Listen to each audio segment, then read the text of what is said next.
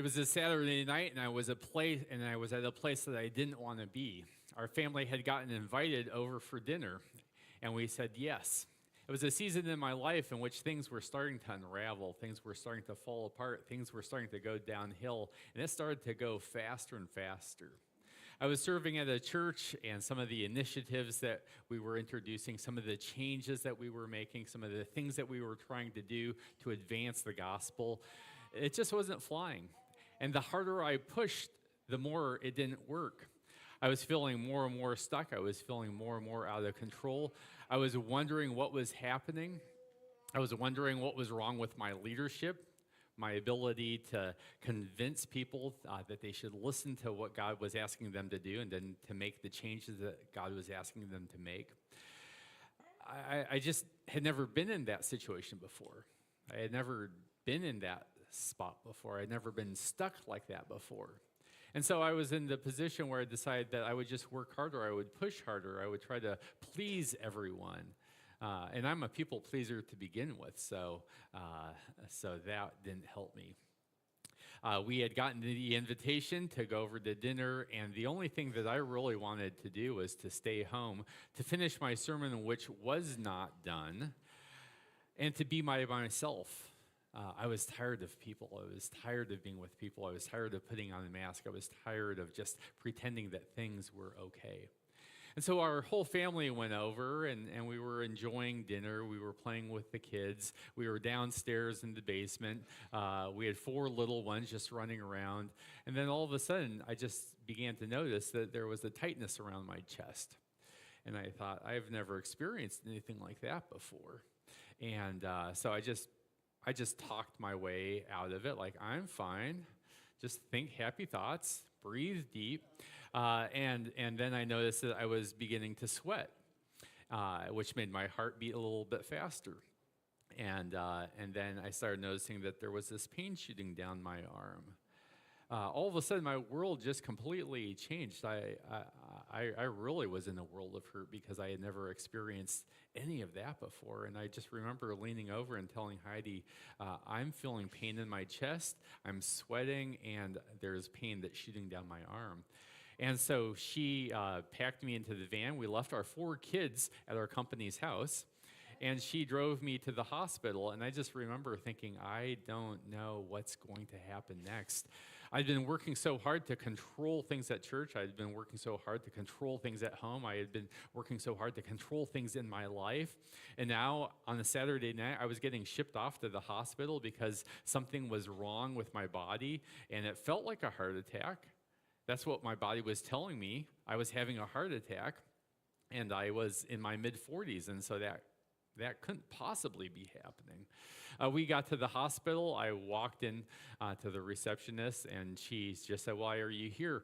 I said, I have a pain in my chest. And then she just calmly picked up the intercom, and she said some magic words. She dropped the code. And if I thought that things were going fast to begin with, they began to go really fast. All of a sudden, I was surrounded by attendants. I was wheeled off in a wheelchair. I had my blood drawn, and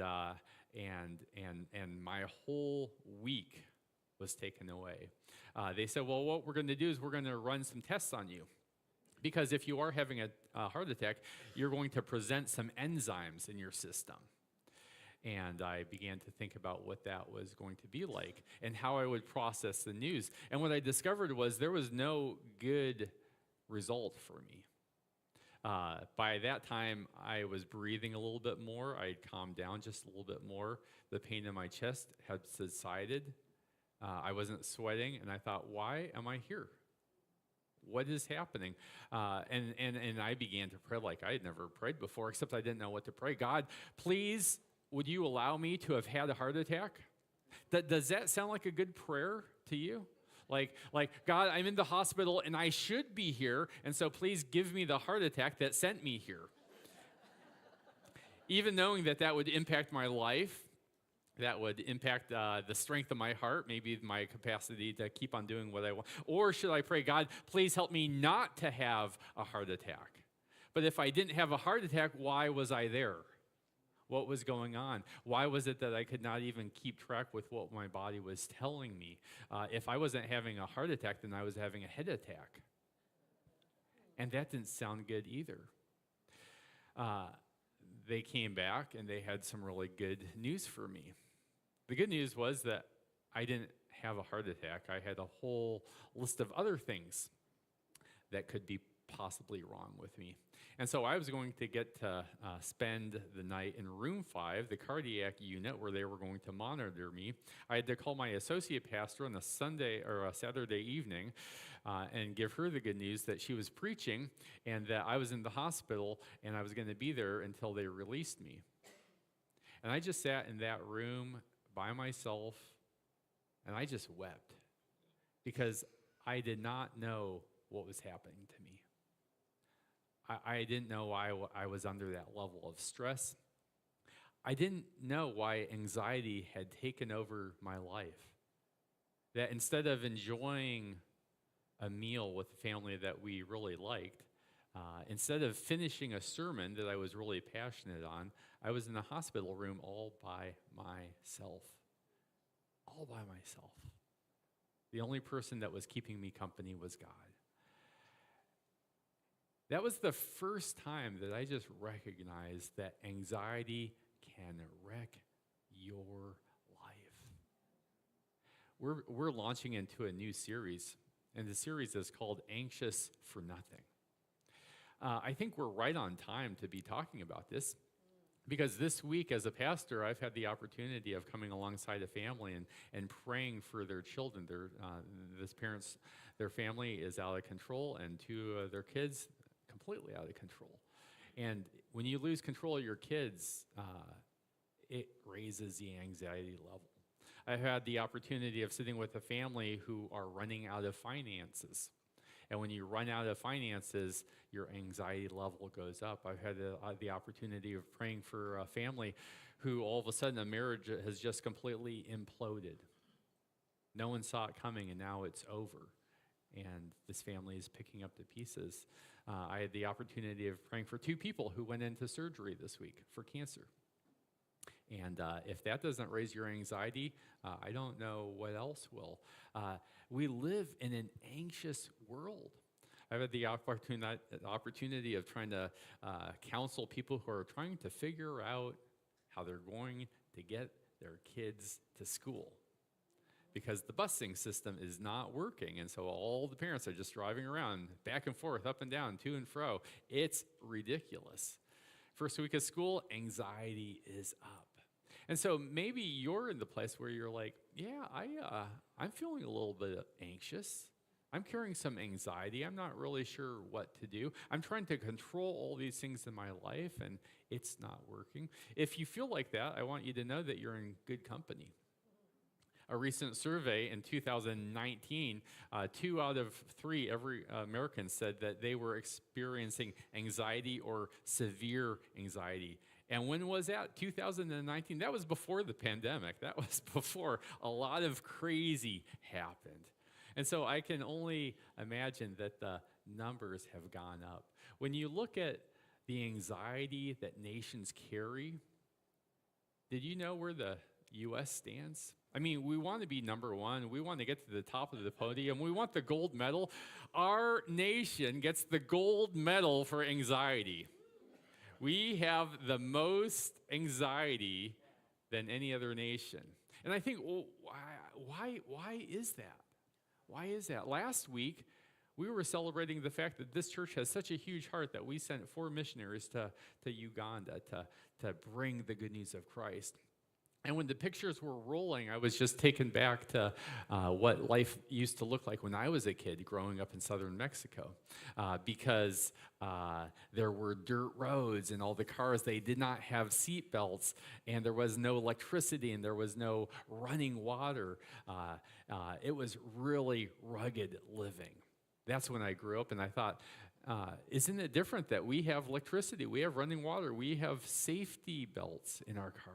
We've got all of this stuff, and yet these modern conveniences don't lower our anxiety. I was thinking, why is that? Maybe it's just the speed of change. Has anything changed in the last couple of years for you? Has anything changed? No changes? Yeah, business as usual? Yeah, rinse, repeat? Yeah. They say that in the last 30 years, if you've been alive in the last 30 years, you've experienced more change. We've seen more change than has been experienced in the last 300 years. And so everything is changing. Everything is changing. So change brings a level of anxiety. I think of how much we're moving. I think about our commutes. The Hollenbach household had 8 soccer practices this last week. 8. And I wish I could tell you we had 8 kids. No, we've got 4 kids and only 3 of them play soccer. We were going and going and going and going.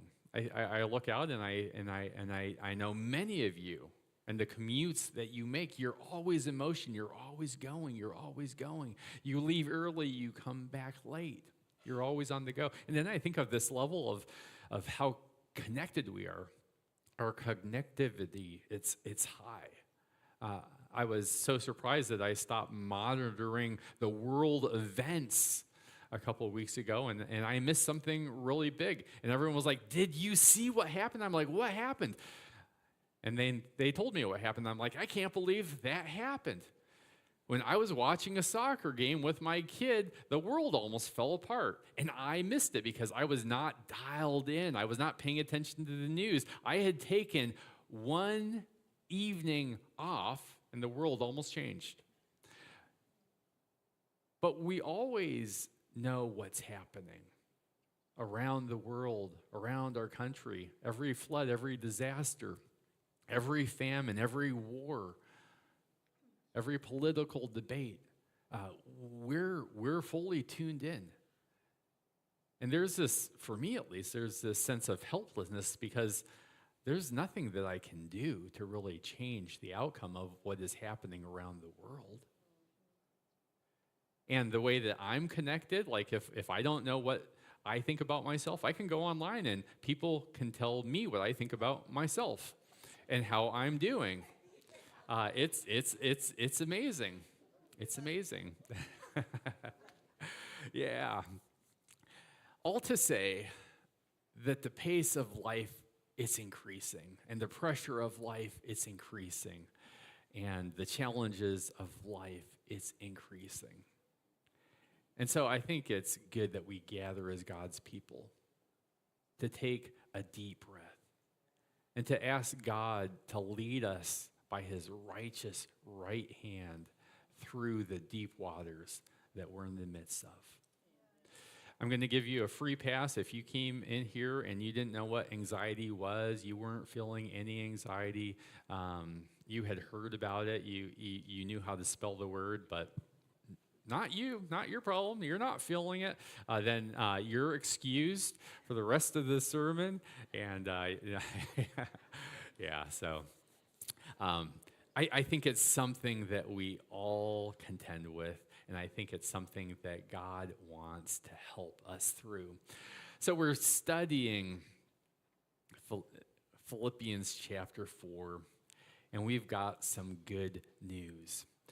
We're going to be reminded that when we're feeling anxious, when we're feeling out of control, that most likely it's because we're trying to control things that we can't control. What I've noticed in myself is that when I start feeling anxious, when I start having conversations before the other person is in the room, when I start trying to figure out what's going to happen at the end of the meeting before the meeting has begun, when I'm worried or upset about what that person is going to say or think, there's something that God wants to address in me. There's something that God wants to change in me. There's something about my understanding of who's in control that's off. So the big idea today is that our anxiety helps us to see how God wants us to grow. And that when we're looking for control, we need to relinquish control and allow God to be in control. So today we're launching a series on anxiety. We're going to be rooted in Philippians chapter 4. Paul's writing this, and Paul is just this beautiful picture of what it means to be, to live a life in surrender, to live a life that's open-handed, to live a life in which he understands that God is in complete control. Now, when he's writing this letter from a prison cell, right? And when you read through the book of Philippians, it's a book of joy, right? You read through the whole book, there's not one word of complaint. There's not one word of discouragement. Paul's not down. Paul's not retreating. Paul has his eyes fixed on Jesus. It's a book of joy. And it's interesting because Paul's writing from prison, right?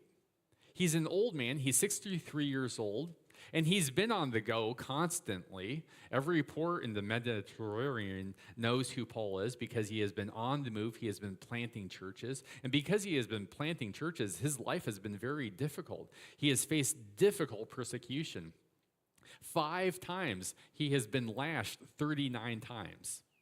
His back, it's just filled with scars. It's been bloodied. It's been bruised. He's had the flesh removed. If you looked at his scalp, if you've ever seen someone who has been beaten, he's got marks and pock marks and missing patches of hair, I'm sure. There are 3 times in which he has been beaten with rods. And oftentimes in that day and age, people sometimes did not survive that. And that has happened to him 3 times because of his commitment to take the good news to the people that needed to know that God loved them and that God was willing to be in control of their lives. And if God was in control of their lives, they could live in love, they could live in freedom, they could live with joy. They didn't need to be anxious, they didn't need to be afraid. They didn't need to be running scared. Not only is Paul in prison, but he's waiting for a trial. It's his own trial. The emperor, Nero, he's caught wind that the way that you really appease the people of that day is you kill Christians. And what is Paul? He's not only a Christian, but he's the person who is recruiting people to the cause of Christ. And so he's going to get big marks if he kills Paul. Paul, he's also carrying more weight because he's a church planter. And when you look through his writings, and you have to know how challenging it is to get a church off of ground. You have to know how difficult it is to bring Christ into a community that doesn't know Christ.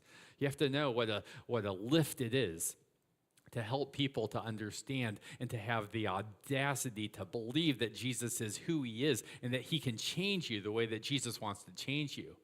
And so Paul has been planting these churches. And some of these churches, they're getting it, they're growing, they're thriving, but some of these churches are a complete mess. I mean, think of all your church experience. It hasn't all been roses. It hasn't all been great. We're messy people. We're sinners that are saved by grace. And salvation continues to change and mold and perfect us, but we haven't arrived. And so Paul, he's thinking about his future. He's thinking about the pace of life that he's in. He's thinking about his trial, and then he's thinking about all of the churches that he loves, that he's praying for, that he's leading, that he's guiding. And then this is what he says. Rejoice in the Lord always. I will say it again. Rejoice. Think about where Paul is. Think about what's on Paul's heart. Think about all the things that he could be worried about or anxious about or concerned with. And what does he write to the church in Philippi? He says, I want you to rejoice. Rejoice. He's speaking in the present tense. Rejoice. Keep on rejoicing. Never stop rejoicing. Keep it up. Keep it going. Keep it up. Keep it going. Keep it up. Keep it going. And then he says, if that's not good enough, rejoice. Now, usually, when I tell my children something, I tell them something once, and then something happens, and then I say the same thing again. It's the very same thing. I just have to repeat myself. I don't say it again because I love to hear myself speak. I say it again because I'm not convinced that they got it the first time. And Paul's not convinced that the church got it the first time. And maybe he's not convinced that you will get it or that I will get it the first time. And so he says it again. Why? Because this is so off the map. This is so counterintuitive. Because the way that I'm wired and the way that you're wired is we will look at our circumstances. And if our circumstances are going the way that we would like them to go, then we'll rejoice. But that's not what Paul says. He says, rejoice in the Lord. I will say it again, rejoice. We're rejoicing in who God is. We're rejoicing in what God does. We're rejoicing in the future that we have with God. We just sang about it.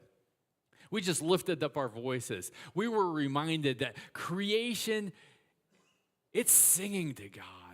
It's praising God. It's reflecting God's glory. We were singing just a little bit ago that the angels are gathered around God's throne and they are praising God. And Paul is inviting us to join in that celebration.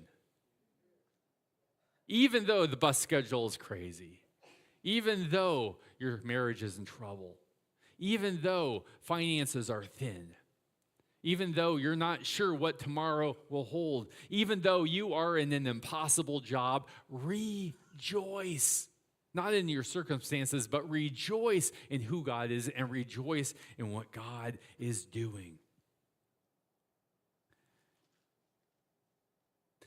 Here's what I'm learning. Here's what I'm discovering.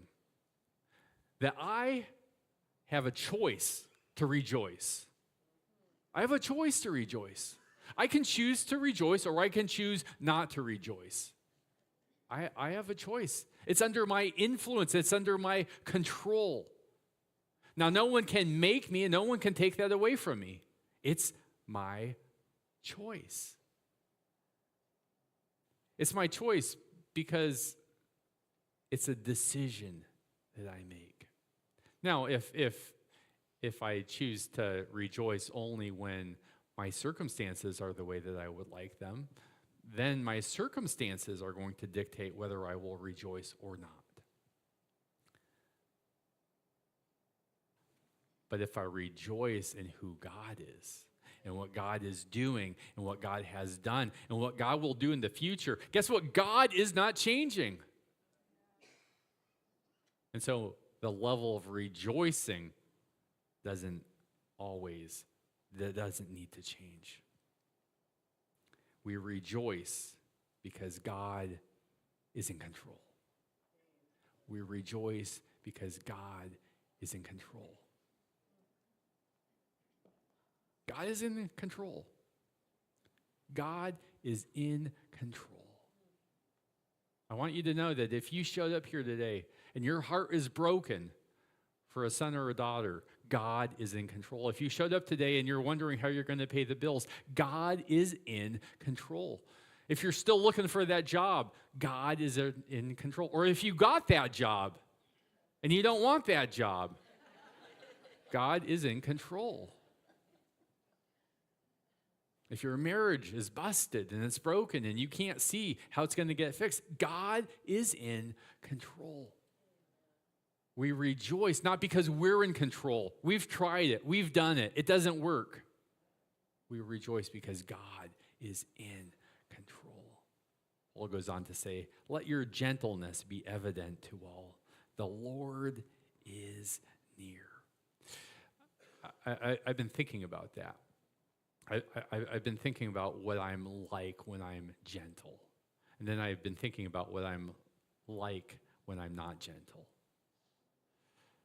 When I'm not gentle, when my words are hard, when my voice is raised, when my eyes have that look, I mean, how you will say, oh, you got that look in your eyes. What that means is I'm not in control, and I want to be in control, and I will be in control. And there is no gentleness in my voice. There's no gentleness in my eyes. There's no gentleness in my touch. It's interesting that Paul says we need to rejoice. And when we recognize that God is in control, our words are gentle. Our actions are gentle. We are gentle people because we understand that the Lord is near. The Lord is near.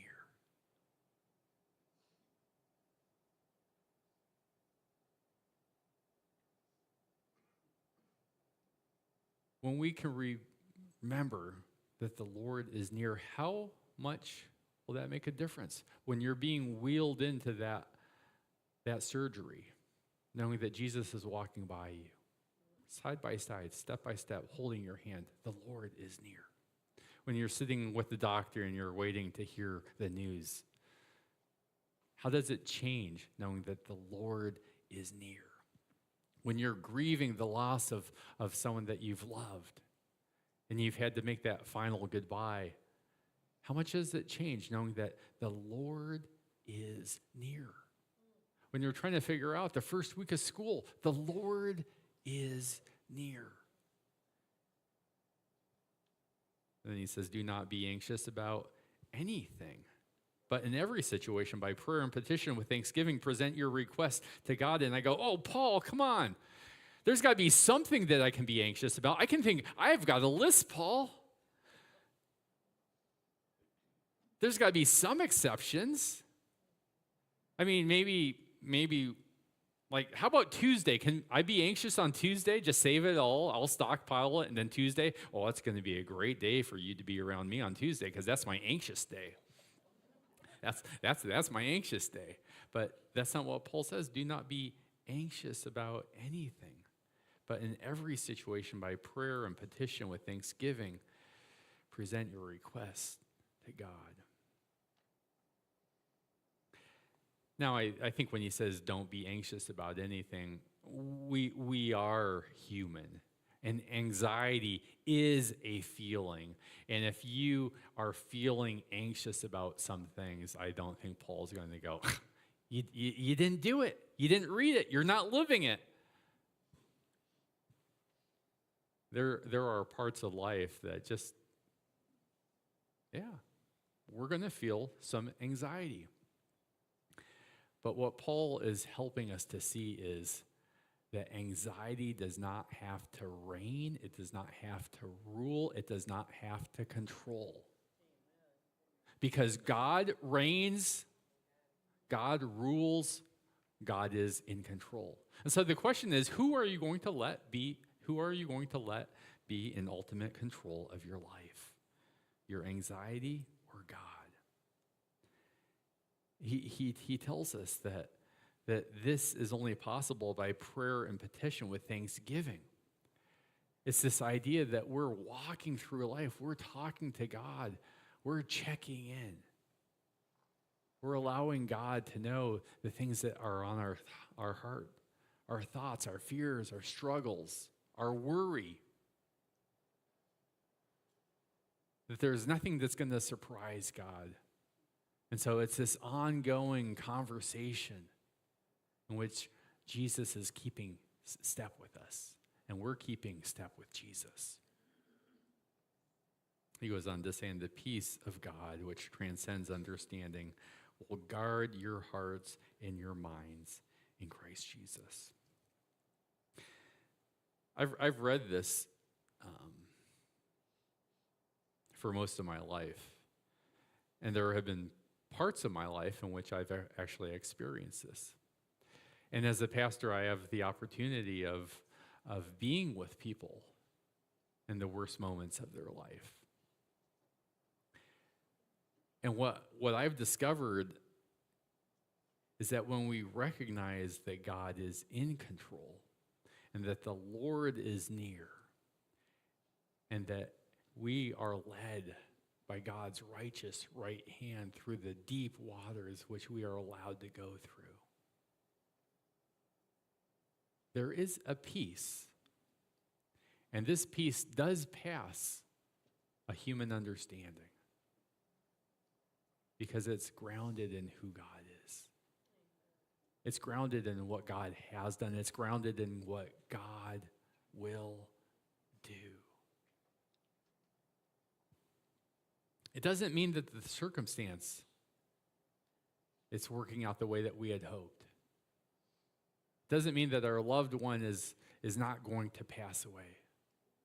It doesn't mean that God is not going to allow our children to make their own decisions, and that might break our hearts. It doesn't mean that. But it means that God wishes to give us a peace that is grounded in who he is, grounded in what he does, grounded in a love that changes and transforms us.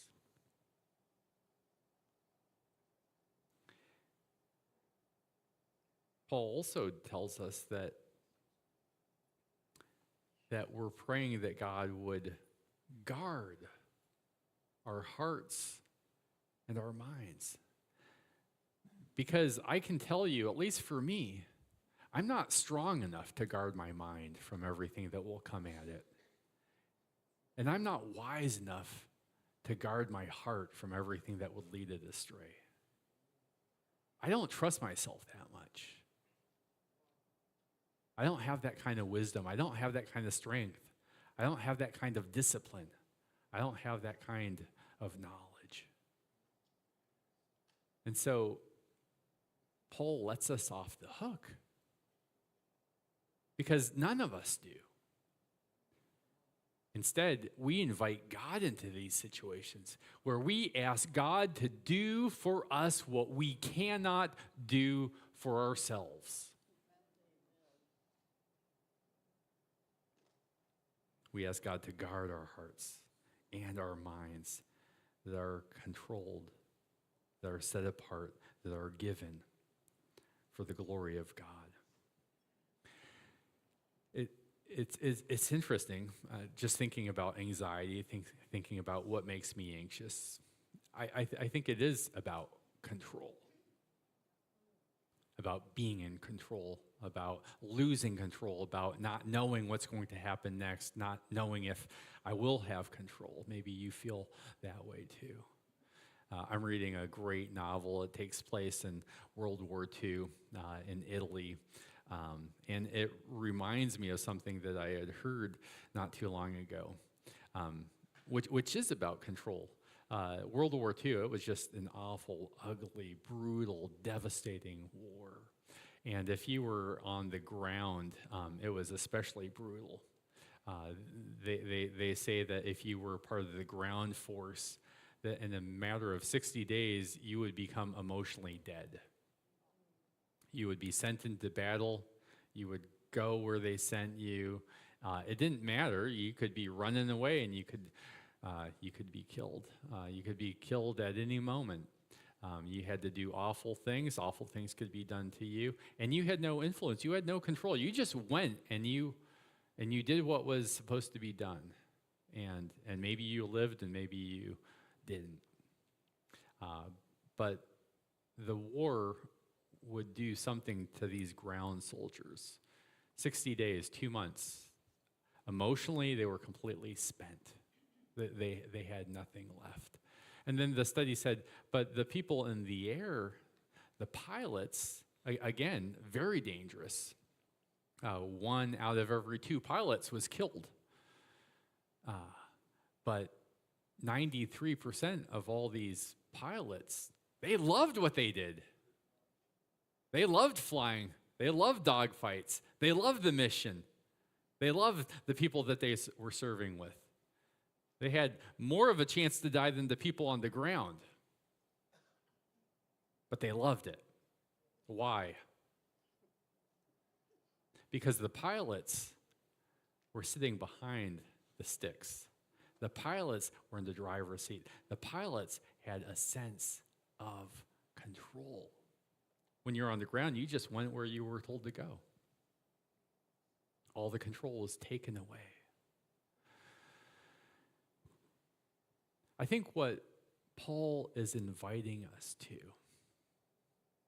is to give away something that we cling to, and it's control. Paul's inviting us to trust Jesus with our hearts, with our souls, with our life. Well, last week we enjoyed celebrating baptism. And that's the expression of complete release of control. When the people were baptized, they were lowered down into the water. It was a reminder that they were dying with Christ, that Jesus was sufficient to cleanse them, to forgive them their sins. And then rising up out of the water, they rose with the gift of salvation, with the gift of freedom, with the gift of forgiveness. And none of that was of their own doing. They simply, you know what they simply did? They simply surrendered. We give up. We can't control our own lives. We can't forgive our own sins. We can't love the way that we want to love. We can't receive love the way that we need to receive love. And so we're going to surrender. And surrender is an act of control. And what Paul is inviting us to do is to simply allow God to have complete control of our lives because we love him, because we trust him, because we know that God has a plan for our life. As we gather around this table, here is what I love. That God is not going to ask you to do something that he already didn't ask Jesus to do. Because it's easy for me to say, just trust God, just give Jesus your life. Just look at the circumstances in front of you. And they're painful and they're hard, but just trust God. And just do it first. We never do it first. We never have to. That's not how God set it up. That's not what God intended. If I had to do it first, I wouldn't have the strength or the courage or the wisdom to do it first. But Jesus does. And Jesus did. We gather around this table and we're reminded of love. And we're reminded of trust, and we're reminded of sacrifice, and we're reminded of forgiveness. But do you remember what happened right after Jesus gathered around his disciples around the table? Jesus left. He went to the garden. He was feeling anxious. He was feeling overwhelmed. He was at the place where he was telling his disciples, you guys got to pray for me. I don't know if I can do what needs to be done. Pray for me. Pray for strength. Pray for encouragement. And we know that Jesus in the garden, he did wrestle. We know that in the garden, it was a heavy lift. He struggled. He struggled because he knew that in moments he would be betrayed. He knew that in moments he would be handed over. He knew that in moments he would be beaten. He knew that in moments he would be bloodied. In moments he would be sentenced to death, and he would die. And he would take on the sin of the world, my sin and your sin. And what was even worse was that this would be the first and only time in which he was separated from the love of his Father. And so Jesus had a decision to make. God, I don't want to. I don't know if I can.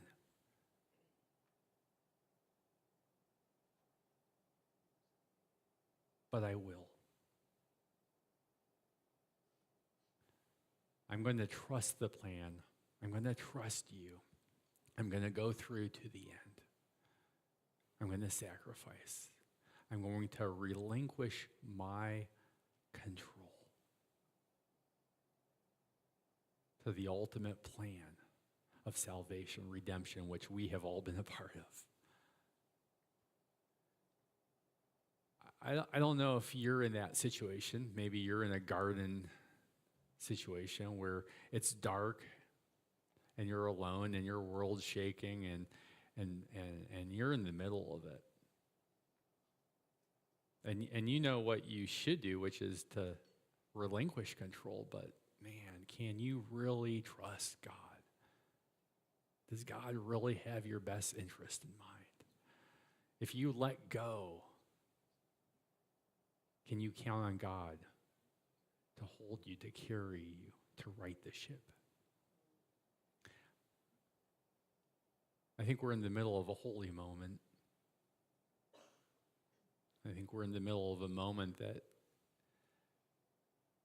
has the potential of changing the trajectory of your life, maybe influencing eternity. And so I'm not going to rush this moment. I just want us to sit and ask God, if I'm hanging on to control and it's not working, will you help me to release control?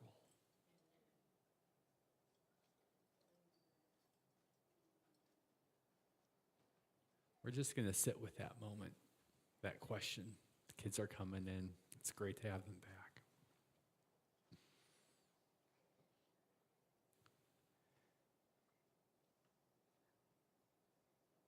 And if there's a situation in your life that you're hanging on to, and you're trying to fix or manipulate or lead or influence, and it's not working and you're finally ready, I just want you to demonstrate that and maybe what your life looks like, which is holding it so tightly. I'm going to ask you to close your eyes, and if you're holding something tightly, I just want you to put your fist together and just feel what it looks like for you to be in control of that thing that you can't fix. And I want you to squeeze your fist and to feel like what it feels like to exert energy in something that you can't change.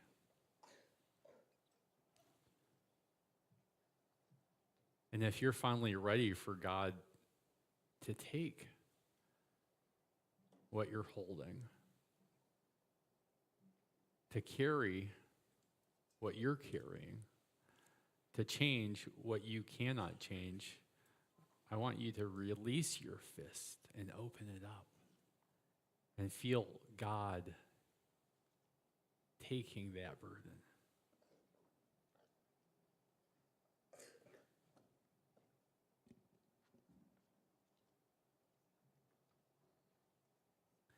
And I want to invite you to experience what it feels like not to have to carry it. To trust God. To receive from God. To be loved by God.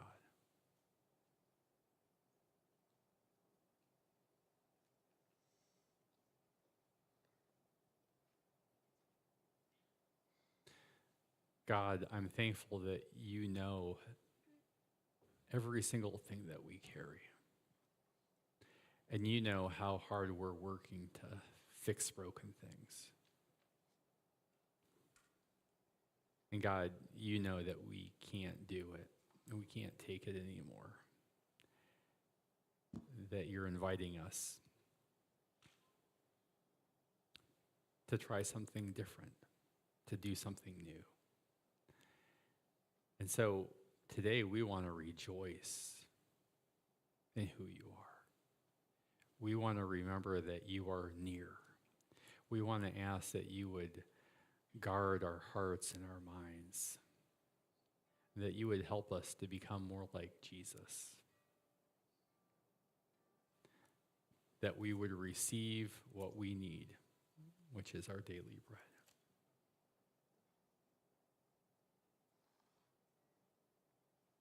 It's It's in Jesus' holy name that we pray, and God's people said,